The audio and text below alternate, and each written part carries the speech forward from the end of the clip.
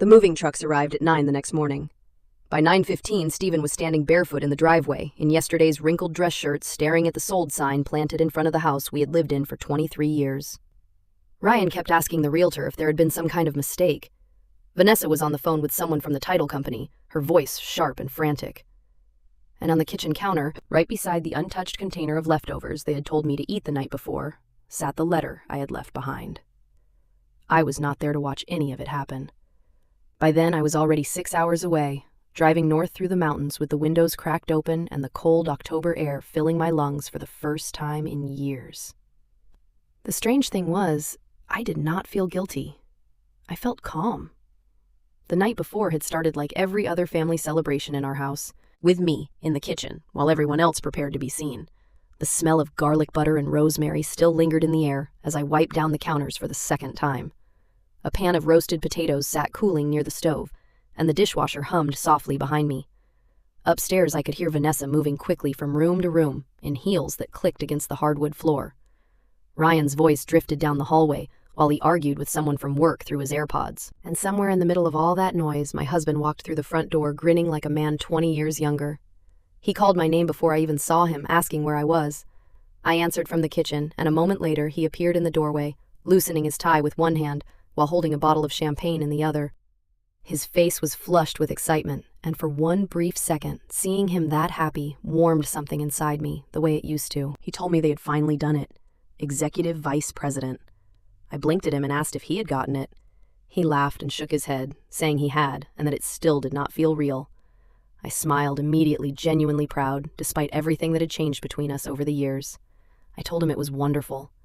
He leaned down and kissed my cheek quickly before walking toward the refrigerator. I knew that night would happen eventually. Vanessa suddenly appeared in the doorway, wearing a fitted cream-colored dress that probably cost more than my old monthly teacher salary. She said Ryan had already booked the private room downtown and that everybody was meeting them there at 7:30. I asked almost automatically what she meant by everybody. There was a tiny pause. Not long enough to be obvious, just long enough. Vanessa glanced toward Stephen before smoothing a strand of hair behind her ear and saying it was mostly people from Stephen's company, her parents, Ryan's mentor from the office, that sort of thing. Stephen pulled out a sparkling water and nodded distractedly. He said there would be a lot of networking that night. I waited for him to say that of course I was coming. I waited for him to notice that I was still standing there with a dish towel in my hands. Instead, he opened the refrigerator and frowned slightly, asking if we still had the pot roast from yesterday.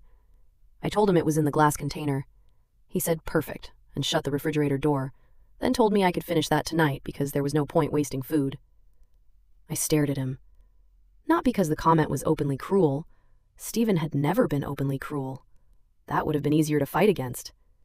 What hurt was how natural it sounded to him, as if it made complete sense that his wife of 23 years would stay home alone eating leftovers while the rest of the family celebrated the biggest promotion of his life.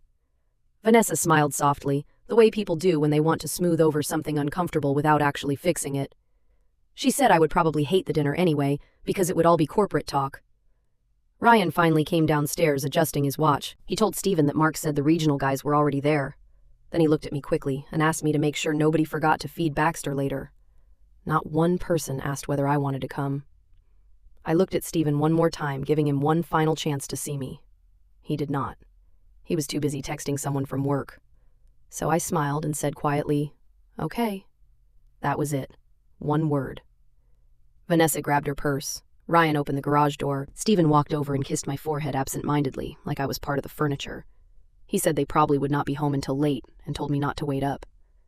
A few minutes later, the house fell silent. I stood in the kitchen, listening to the distant sound of their car pulling away from the driveway. The dishwasher continued humming softly behind me. Somewhere upstairs, the television in Ryan and Vanessa's room was still playing because they had forgotten to turn it off. I walked slowly toward the refrigerator and opened it. There, on the middle shelf, sat the container of pot roast. A yellow sticky note had been attached to the lid in Vanessa's neat handwriting. It said Claire, with a tiny heart beside my name. For some reason, that tiny heart nearly broke me. I closed the refrigerator door carefully and leaned both hands against the counter. The truth was, this had not happened overnight. People do not wake up one morning suddenly invisible inside their own family. It happens slowly, quietly, one small dismissal at a time. A dinner you are excluded from. Here. A conversation that happens without you there. A decision made for you instead of with you. Over the last 2 years, I had become useful instead of loved, reliable instead of cherished. Stephen used to ask how my day was the second he walked through the door. Now he mostly asked where things were. His dry cleaning, his charger, the Navy folder from his office. Ryan and Vanessa had moved into our home 11 months earlier, temporarily while saving for a house. At first I had been happy about it. I missed having a full house after Sophie left for college in Seattle. But gradually the entire rhythm of the home changed. Vanessa reorganized the kitchen within 3 weeks. Then came new schedules, new furniture, and new systems for how the house should run, without anyone ever saying directly that my home was no longer really mine. Somehow, I became the unpaid staff member keeping everybody comfortable. And the worst part was that I had let it happen. I stayed quiet because peace seemed easier than conflict. Until that night. Until the leftovers. I walked upstairs slowly and entered the bedroom Stephen and I had shared for over 2 decades. His side of the bed was unmade from that morning. A gray suit jacket lay draped across the chair near the window. For a long moment, I just stood there, looking around the room. Then I opened the closet. In the back corner, beneath an old storage shelf, sat 2 navy blue suitcases we had not used in years. I pulled them out carefully and placed them on the bed. And for the first time in a very long time, I stopped thinking about what was best for everyone else. I did not pack everything. That was the first thing I realized as I folded sweaters into the larger suitcase beneath the soft yellow light of our bedroom lamp. I was not trying to erase my life. I was trying to save whatever parts of it still belonged to me. Outside the bedroom window, the neighborhood looked peaceful. Porch lights glowed warmly across the street. Somewhere nearby, someone's sprinkler clicked rhythmically against dry autumn grass. It felt strange knowing the world continued normally, while something inside me had shifted so completely. I moved quietly through the room, pulling clothes from drawers with calm, deliberate motions. Jeans, warm sweaters, my mother's silver jewelry box from the top shelf of the closet, the framed photograph of Sophie and me standing on the Seattle waterfront last spring. I left most of the expensive things behind. The television Stephen insisted on buying last Christmas, the designer bedroom set Vanessa had talked him into replacing 2 years earlier. Even my wedding album stayed inside the cedar chest at the foot of the bed. Some memories felt too heavy to carry. Downstairs, the grandfather clock in the hallway chimed 8 times. They were probably ordering appetizers by then. I could picture the evening perfectly without being there. Stephen sitting near the center of the long restaurant table, loosened tie, bourbon in hand, smiling while people congratulated him. Ryan talking loudly about real estate investments. Vanessa charming everyone effortlessly while pretending to be interested in stories she had already heard twice. And somewhere during the evening, someone might ask where Stephen's wife was. Maybe he would laugh awkwardly and say, "I hated work dinners." Or maybe Vanessa would smoothly answer for him and say, "I wanted a quiet night at home." That was the thing about disappearing slowly inside a family. Eventually, other people started telling your story for you. I zipped the first suitcase shut and sat briefly on the edge of the bed. 23 years. That was how long I had been married to Stephen Bennett. When we first met, he used to drive 40 minutes after work just to eat cheap Mexican food with me at a tiny restaurant near the elementary school where I taught 3rd grade.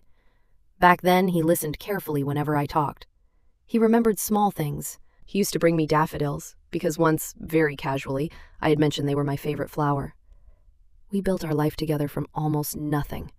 Our first apartment had stained carpets and a heater that barely worked during Ohio winters. We used lawn chairs as dining room furniture for nearly 6 months because we could not afford anything else. On weekends, we would sit on the floor eating takeout Chinese food while making plans for our future. Back then, Stephen used to say that one day we would have a house full of people who loved being together. For a long time we did. Ryan was born when I was 21. Sophie came 4 years later. Life became loud and messy and exhausting in the ordinary, beautiful ways families often are. Soccer practices, school lunches, science fairs, late-night fevers, Christmas mornings with wrapping paper covering the living room floor. Stephen worked constantly during those years, and I supported him constantly. I handled nearly everything at home so he could focus on growing his career. At first, it felt like teamwork. We were building something together. But somewhere along the way, our roles hardened into something permanent. Stephen became the important one. I became the dependable one. There is a difference. By 10 o'clock, both suitcases were packed and lined neatly beside the bedroom door. I walked downstairs carrying a small stack of folders from the fireproof lockbox in my closet. Passport, Bank records, insurance papers, the deed paperwork Margaret had helped me organize weeks earlier. Margaret Ellis had been the first person in years who looked directly at me and asked what I wanted. Not what my husband wanted, not what my children needed, not what would keep the peace. Me. I met her 6 months earlier through a women's financial workshop at the library. She was 57, widowed, sharply intelligent, and completely unimpressed by excuses. The first time we had coffee together, I told her I sometimes felt invisible inside my own home. Margaret stirred cream into her coffee slowly before telling me that women disappear in pieces, usually while everyone praises them for being so selfless. That sentence stayed with me for weeks. At first, I defended my family. Stephen was stressed. Ryan was adjusting to married life. Vanessa meant well. But once I started paying attention honestly, I could not unsee it anymore. The interruptions whenever I spoke, the way decisions happened around me instead of with me, the casual expectation that I would cook, clean, organize, remember birthdays, solve problems, and absorb tension quietly. Nobody asked if I was tired. They just assumed I would continue. 3 months earlier, after another dinner where I cleaned dishes alone while everyone else laughed in the living room, I finally contacted a lawyer Margaret recommended. Not because I wanted revenge, because I needed options. The attorney had reviewed everything carefully. The house, my inheritance from my mother, our shared accounts, the investment property Stephen barely remembered we owned. She told me I was not trapped. I cried in my car afterward, not because I was sad, but because I realized I had spent years believing I had nowhere else to go. Around 11:30, my phone buzzed with a text message from Sophie. She said Dad had posted about the promotion and asked if it was a fancy dinner. I stared at the screen for a long moment before replying that it looked beautiful. 3 dots appeared almost immediately. Then she asked if I had not gone. I hesitated, then typed that, "No, sweetheart, I had stayed home that night." Several seconds passed before her answer arrived. She said that was weird. Such a small response, but somehow those 2 words made tears sting my eyes for the first time all evening, because Sophie noticed. Before I could respond again, another message appeared asking if I was okay. I looked around the quiet kitchen, at the packed suitcases upstairs, the leftovers untouched in the fridge, and the silence pressing gently against the walls. Then I typed the most honest thing I had said in years.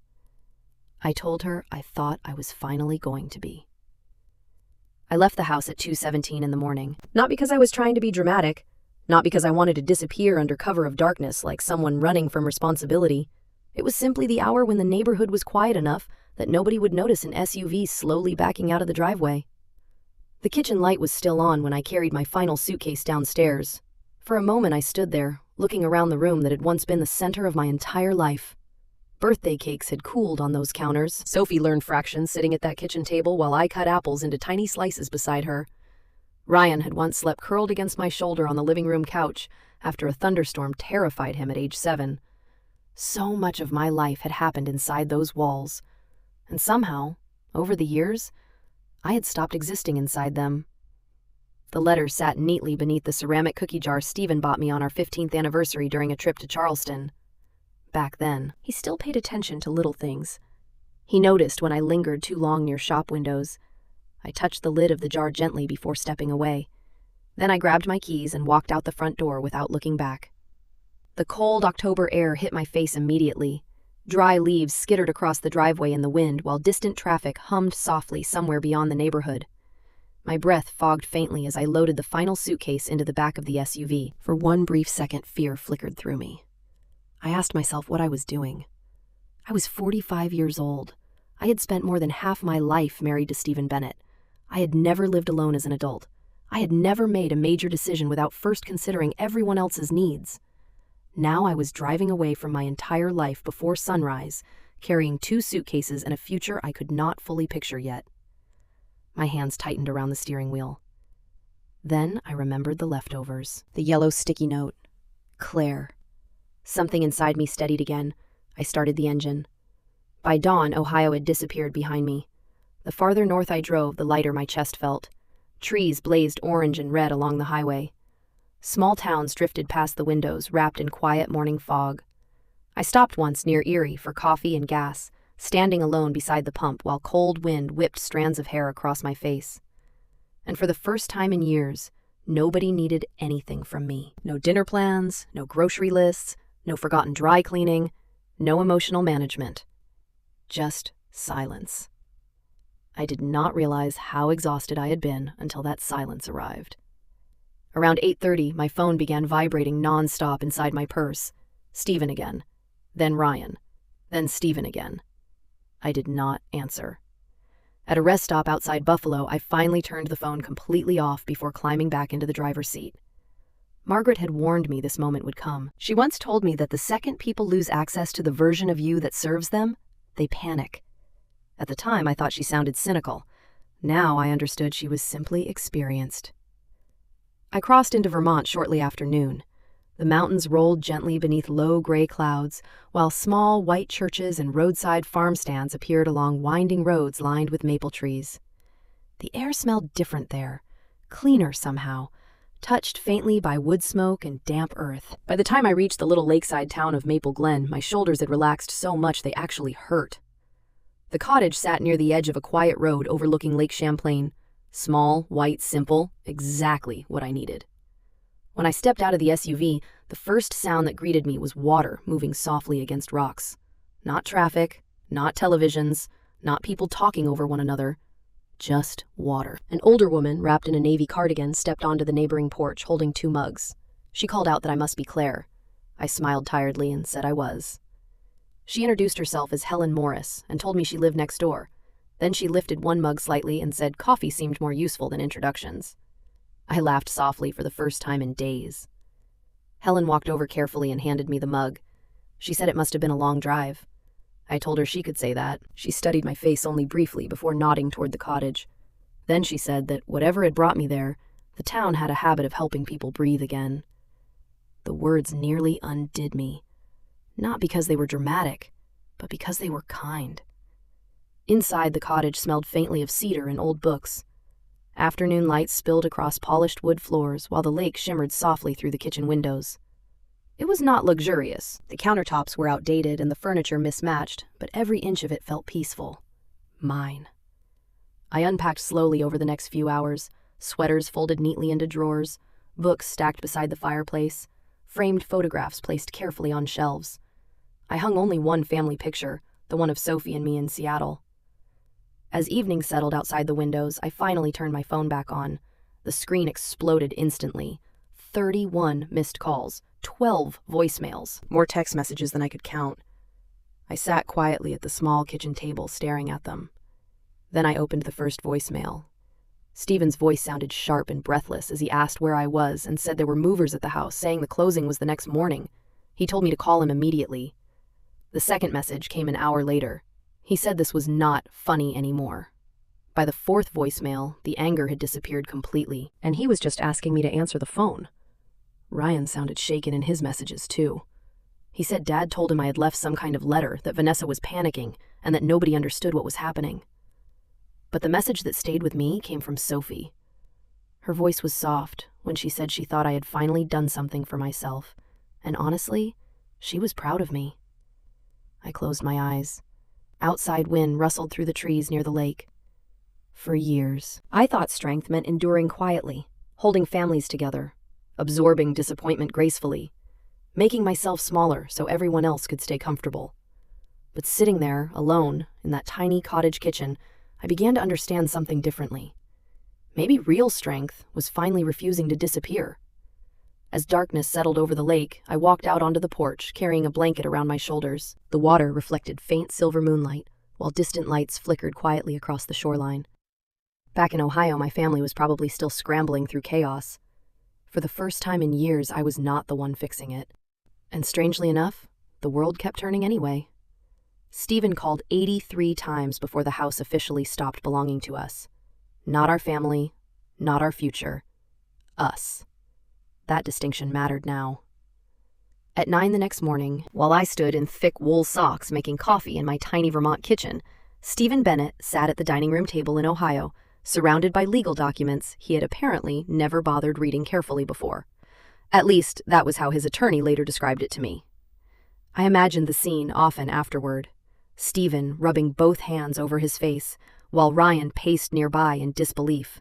Vanessa, probably speaking too quickly, her voice sharpening every time another problem surfaced. The house sale had been finalized weeks earlier. Every signature was legal, every document was valid, every account had been carefully separated. I had not acted impulsively. That shocked them most of all. For years, they had mistaken my silence for helplessness. By noon, I finally listened to Stephen's newest voicemail. His voice sounded hoarse as he begged me to stop doing this. He said that if I was angry, fine, we would talk when I came home. But selling the house was too much. I sat quietly by the window while he kept talking. He said he knew things had not been perfect lately, but Ryan and Vanessa had nowhere to go right now, and the movers were literally there carrying furniture outside. For a brief second, guilt pressed against my ribs. Then another memory surfaced immediately. Me standing alone in the kitchen while they all left for dinner without me. Not because they forgot, but because nobody considered me important enough to include. The guilt faded. I deleted the voicemail. Outside, rain drifted softly across the lake in silver streaks. Helen's porch light glowed through the mist next door, while somewhere farther down the road a dog barked twice before falling quiet again. The peacefulness still felt unfamiliar. I spent that afternoon unpacking books into the built-in shelves beside the fireplace. Small, ordinary tasks grounded me. Folding towels, arranging dishes, opening windows briefly to let cold air inside. No one interrupted me. No one needed dinner. No one asked where something was. I did not realize how much mental space my family occupied until it suddenly became empty. Around 3 o'clock, my phone buzzed with Sophie's name. I answered immediately. She told me Dad was losing his mind. I leaned against the kitchen counter quietly and said I figured. She said they genuinely had not seen this coming. A humorless smile touched my mouth. I told her that was part of the problem. Sophie sighed softly. In the background, I could hear city traffic from Seattle and the faint clatter of dishes. She said Ryan kept saying I had overreacted. That hurt more than I expected. Not because Ryan was cruel, but because he truly believed it. Children raised inside certain family dynamics often stop noticing the person carrying the emotional weight of everyone else. To them, support simply feels automatic, like electricity or running water. Only when it disappears do they realize how much depended on it. I asked Sophie what she thought. She was quiet for several seconds. Then she told me she thought I had stayed too long. My throat tightened unexpectedly. For years, I had protected my children from the uncomfortable truths inside my marriage. I thought that was what good mothers did. But children notice more than we think. I told Sophie I was not trying to break the family apart. Her voice softened as she said she knew, and honestly, she thought I was trying to save myself. After we hung up, I stood by the window for a long time watching rain move across the lake. Save myself. The phrase sounded dramatic, almost selfish. Yet deep down, I knew she was right. Back in Ohio, chaos spread quickly once practical reality settled in. The buyers wanted possession immediately. The movers had strict schedules. Ryan and Vanessa suddenly needed temporary housing, and for the first time in years, Stephen had to solve problems without quietly handing them to me. That night, he called again. This time I answered. The silence between us lasted nearly 10 seconds. Finally, he asked where I was. I told him Vermont. Another silence followed.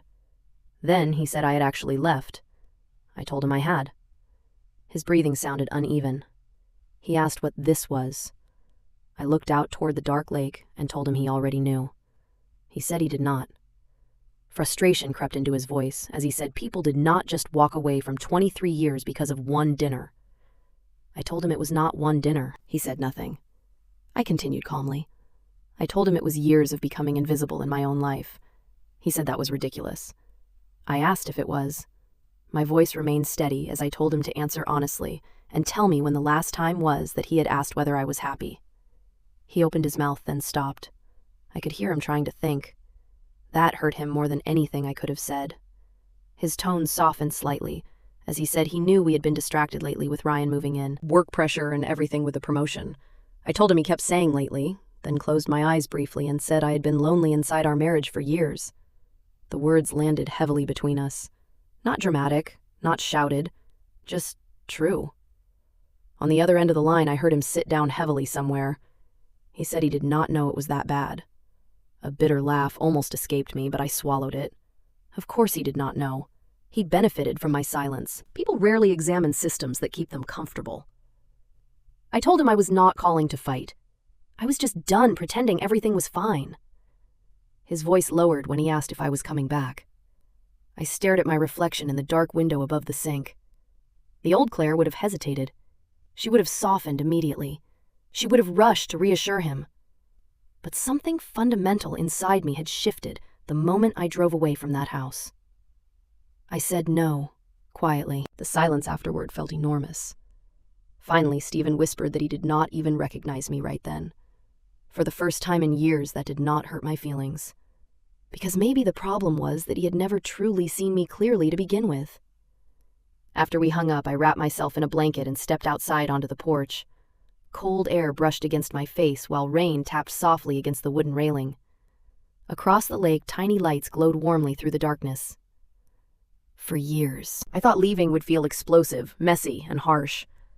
Instead, it felt strangely quiet, like setting down something unbearably heavy after carrying it for far too long. The first morning I woke up in Vermont, I did not recognize the sound of silence. Not true silence. Nothing in nature is ever completely quiet. There was wind moving through the trees outside the cottage, water shifting gently against the shore, and somewhere in the distance, the low hum of a truck driving along the main road through town. But there were no slammed cabinet doors, no television blaring from Ryan and Vanessa's bedroom upstairs, no Stephen pacing through the kitchen already talking about work before sunrise, no pressure sitting in my chest the moment my eyes opened. I lay still beneath the heavy quilt, staring at the pale morning light stretching across the ceiling. For the first time in years, I had nowhere to rush. And strangely, that felt almost uncomfortable.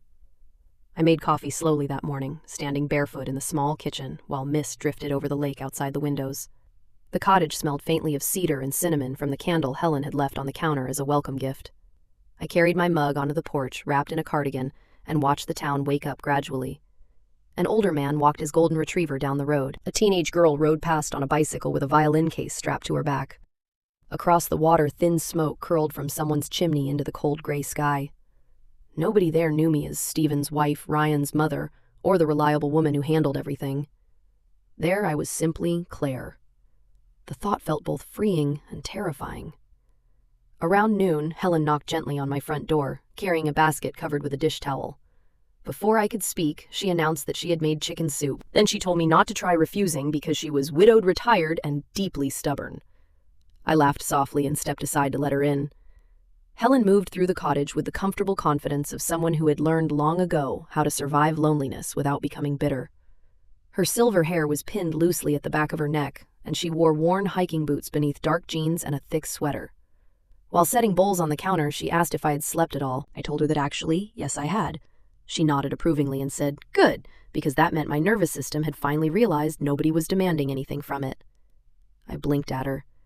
She smiled slightly and said, "Women our age carry stress in their bodies for so long that they forget what calm feels like." The soup smelled incredible. Warm broth, thyme, garlic, carrots, softened perfectly. We sat together at the small kitchen table while rain tapped gently against the windows. Helen never pushed for details. That alone made me trust her. After a while, she simply asked if I missed them. I stared down into my soup and admitted quietly that I did. But I thought I missed the idea of them more than the reality. Helen nodded slowly, like she understood exactly what I meant. She said sometimes people mourn relationships for years before they actually leave them. That sentence settled heavily inside me because she was right. I had been grieving my marriage long before I packed those suitcases. Back in Ohio, reality was settling over my family in uglier ways. Ryan called 3 times that afternoon before I finally answered. The first thing he said was that this was insane. No hello, no asking how I was, just frustration. I closed my eyes briefly and said, "Hello," to him. He exhaled sharply like he was trying to stay calm. Then he asked if I knew he and Vanessa were living in a hotel right now. I told him they had money for an apartment. He said that was not the point. I looked out toward the lake while he continued talking rapidly about storage units, paperwork, work stress, and how furious Vanessa was. The entire conversation circled one central idea: how difficult my leaving had made things for everyone else. Not once did he ask why I left. Finally, I interrupted quietly and asked Ryan whether he had ever noticed I was unhappy. Silence. Then he said everybody gets stressed sometimes. There it was again, minimizing. Not intentionally cruel, just automatic. I pressed my fingers against my forehead and asked if he remembered his father's promotion dinner. He said, of course. I told him they had all left me home alone. He started to deny it, then stopped himself. He said Vanessa thought it was more of a corporate thing. I asked what he had thought. Another silence followed, longer this time. His voice softened slightly as he admitted he guessed he had not really thought about it. Exactly.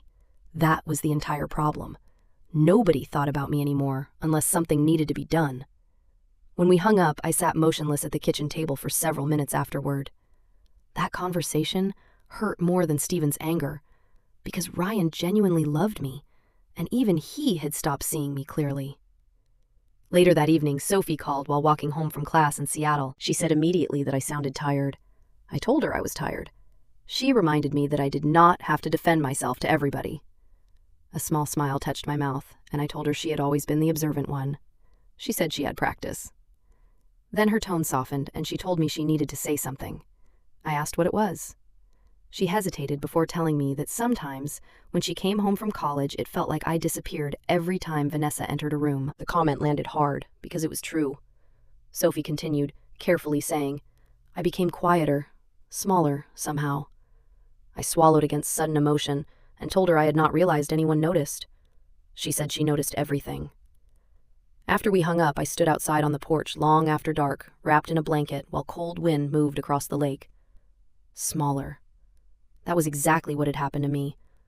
Little by little, year after year, I had reduced myself to keep everyone else comfortable. Not because anyone directly asked me to, but because somewhere along the way, I started believing my value depended on how useful I could be. The realization felt painful, but also freeing. Inside the cottage, my phone buzzed again. Steven.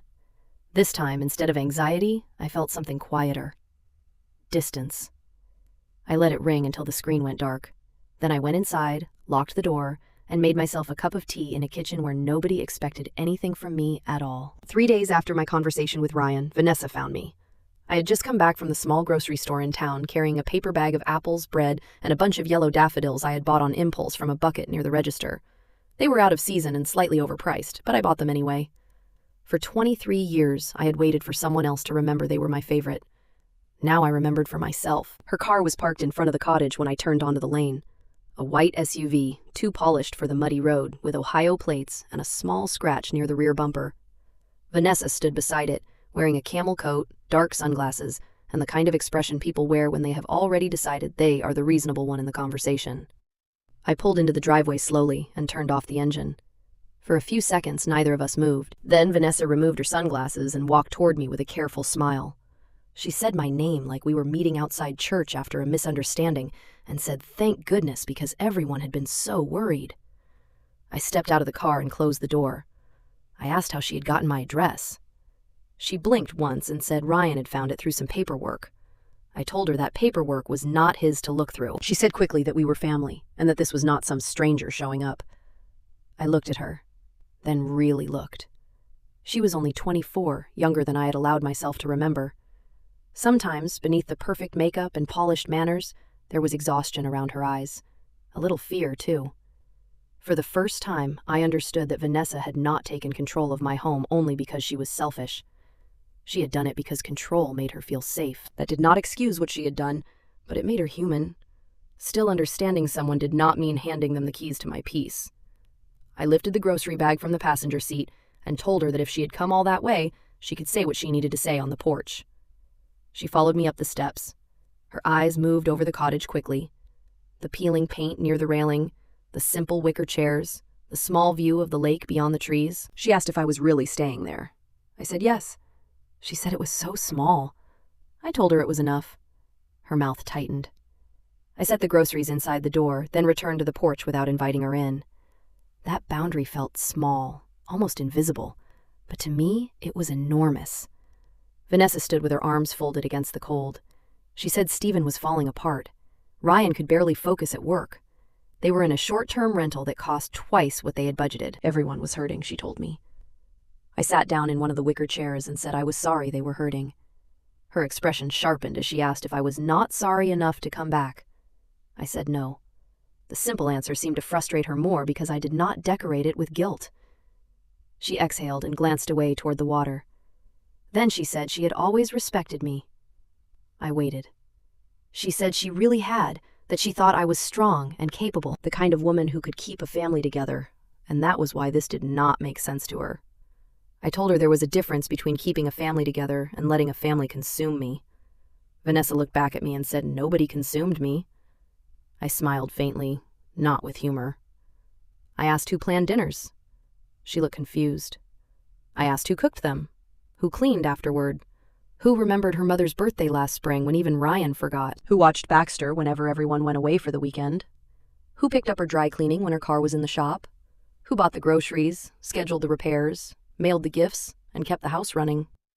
Vanessa opened her mouth, then closed it. I nodded once and told her that was what I meant. Her voice dropped as she said, "I could have said something." I told her I had many times. I just had not said it in a way that inconvenienced anyone enough to be heard. For a moment, the only sound was wind moving through the dry leaves near the porch steps. Then her face hardened again, because humility is difficult when someone has traveled 6 hours expecting to win. She said I had walked away from all of them. I replied that no, I had resigned from a position nobody admitted I was holding. That landed. I saw it in her eyes. Before she could respond, another car turned onto the lane. Stephen's black sedan. Vanessa stiffened immediately and said she did not know he was coming that day. I believed her. Stephen parked behind her SUV and sat in the driver's seat for several seconds before getting out. He looked older than he had the night of the promotion dinner. His dress shirt was wrinkled beneath a gray coat, and there was a tiredness in his posture that success had never prepared him to carry. When he saw Vanessa, he stopped and asked what she was doing there. I said calmly that she was worried about her life the same as everyone else. Vanessa flushed and said that was not fair. I said maybe not entirely, but it was true enough. Stephen rubbed a hand across his face and told Vanessa to go home. She looked between us. She said Ryan had asked her to come. Stephen repeated more quietly that she should go home. For once, she did not argue. She walked down the porch steps, stiffly got into her SUV, and drove away without looking back. Stephen remained at the foot of the steps. I did not invite him up immediately. That pause mattered. Finally, he asked if he could sit. I nodded toward the other chair. He climbed the steps slowly and sat beside me. For several minutes, we looked out at the lake in silence. A flock of geese moved across the gray water in a loose, uneven line. He said he had read my letter again. I kept my eyes on the lake. He said he had hated it the first time because it made him feel accused. I asked if he had been accused. He said he knew, and that was what he was trying to say. He knew that now. His hands folded together between his knees. The wind lifted a strand of hair across my cheek. I tucked it behind my ear and waited. Stephen's voice was low when he continued. He said he kept thinking about that dinner and kept trying to remember why he had not asked me to come. I looked at him then. He stared down at his hands. Then he said the worst part was that he did not have a real answer. He had just assumed I would be there when they got back. There it was, the honest center of everything. Not hatred, not malice. Assumption. I had become part of the background of his life, as permanent and unexamined as the walls of our old house. I told him quietly that I had built a life where he could assume that, so I had my share of responsibility too. He shook his head and told me not to make this easier for him. I said I was not. I was telling the truth. His eyes were wet when he finally looked at me and asked if there was any way back. I breathed in slowly. Cold air filled my lungs. I told him there might be a way forward someday, but not back. I would not return to a life where I had to disappear so everyone else could feel comfortable. Stephen nodded once, though the movement seemed to cost him something. We sat there until the sky darkened and the porch light came on automatically beside the door. When he finally stood to leave, he did not try to hug me. That restraint was the first respectful thing he had done in a long time. Winter arrived slowly in Maple Glen. By late November, the lake had turned steel gray beneath low clouds and thin layers of frost coated the porch railings each morning. The tourists disappeared after the autumn colors faded, leaving behind quiet roads, smoke curling from chimneys, and the kind of peaceful stillness that once would have made me feel lonely. Now it felt like healing. I developed routines without even realizing it. Coffee at sunrise beside the kitchen window, long walks along the shoreline wrapped in scarves and thick boots, Tuesday afternoons helping organize books at the community library, dinner whenever I felt hungry instead of whenever everyone else expected it. For years, my entire life had revolved around anticipating other people's needs before they voiced them. Here, days unfolded differently, simpler, slower.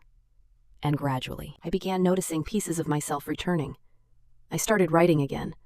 Not anything important at first, just small observations in a leather notebook Helen gave me one rainy afternoon. The sound of geese crossing the lake before snow. The smell of old paper inside the library. The strange freedom of buying groceries for one person. Then, one evening, while snow drifted softly outside the windows, I found myself writing about my marriage. Not the dramatic moments, not the ending, the ordinary loneliness. How Stephen used to walk into rooms already speaking before he looked at me. How I learned to keep conversations short because everyone else seemed busier. How entire days passed where the only touch I received was someone handing me a dirty plate. The details felt painfully small written down, yet together they had nearly erased me. A week before Christmas, Sophie arrived unexpectedly. I heard tires crunching through fresh snow outside and looked up from the kitchen table just as she climbed out of a rental car wrapped in a dark green coat and knitted scarf. The second I opened the front door, she burst into tears. I pulled her into my arms and whispered to her. She cried against my shoulder that she missed me. I held her tightly while snowflakes melted in her dark hair. She still smelled faintly like vanilla shampoo in cold winter air, the same way she had when she was 16. Inside, we made hot chocolate and sat curled beneath blankets near the fireplace while evening settled around the cottage. Eventually, Sophie told me I looked different. I smiled faintly and said, "Older." She studied me carefully and said, "No lighter." The words settled warmly inside me.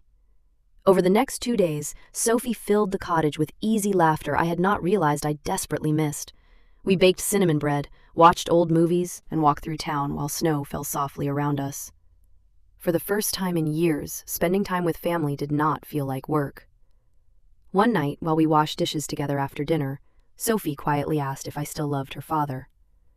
I dried my hands slowly before answering. I admitted that, yes, I did, but not in the same way anymore. She nodded like she already understood. She said that was okay, that sometimes love changes after people hurt each other too long. The maturity in her voice startled me briefly. Then again, children raised inside emotionally complicated homes often grow up faster than they should. On Christmas Eve, Stephen called. I almost did not answer, but something in me no longer feared hearing his voice. He wished me a Merry Christmas. I wished him one too. There was soft background noise behind him, dishes clinking and a television murmuring somewhere far away. After a moment, he said, "I sounded peaceful." I looked across the room where Sophie sat reading beside the fire with one of Helen's cats asleep in her lap. I told him I thought I was. He exhaled softly and said the house felt strange without me. I did not answer immediately, not because I wanted to punish him, but because I no longer felt responsible for comforting every uncomfortable truth. Finally, I told him it probably always had. He just noticed it now. Silence stretched gently between us. Then Stephen surprised me. He told me he had started therapy. I blinked and asked if he had. He said yes, then gave a humorless laugh and said, "Apparently, emotionally neglecting your wife for years was something professionals had opinions about." Despite myself, I smiled faintly. Then he added quietly that it was not funny. I agreed. It was not. Another pause followed. Then he said the words I had waited years to hear, though they arrived too late to change everything. He told me he was sorry he had stopped seeing me. My throat tightened unexpectedly, not because I needed the apology anymore, but because part of me had once needed it desperately. I told him softly that I knew. After we hung up, I stood by the window watching snow fall across the lake, while Christmas lights glowed warmly from neighboring cottages. A year earlier, I would have spent that evening exhausted from cooking for everyone else while silently managing family tensions around a crowded dinner table. Now, the cottage smelled like cinnamon and pine. Sophie laughed softly in the next room. The fire crackled gently. Snow covered the world outside in quiet white stillness. And for the first time in a very long time, I understood something clearly. Peace is not the absence of love. It is the absence of disappearing. By early spring, the divorce was finalized quietly. No screaming courtroom battles, no vicious arguments over property, just signatures. The ending of one life and the beginning of another. Ryan eventually called one afternoon and apologized awkwardly for how blind he had been. Vanessa had moved back to Columbus after months of constant fighting between them. Without me buffering every conflict inside the family, all the cracks they had ignored became impossible to avoid. Ryan admitted quietly that he thought he had become selfish. I corrected him gently and said he had become comfortable. There was a difference. He cried a little after that. So did I. Not because I regretted leaving, but because sometimes love survives even after the life built around it falls apart. The following October, exactly 1 year after the promotion dinner, I sat on the porch wrapped in a soft, cream-colored sweater with a cup of coffee warming my hands. The lake shimmered gold beneath autumn sunlight. Leaves drifted lazily across the yard. Somewhere down the road, Helen laughed loudly at something while gardening. I thought about the woman standing alone in that Ohio kitchen 1 year earlier, staring at leftovers labeled with her own name. She believed leaving would ruin her life. Instead, it returned it to her. If you are listening to my story right now and recognize pieces of yourself inside it, I hope you remember this.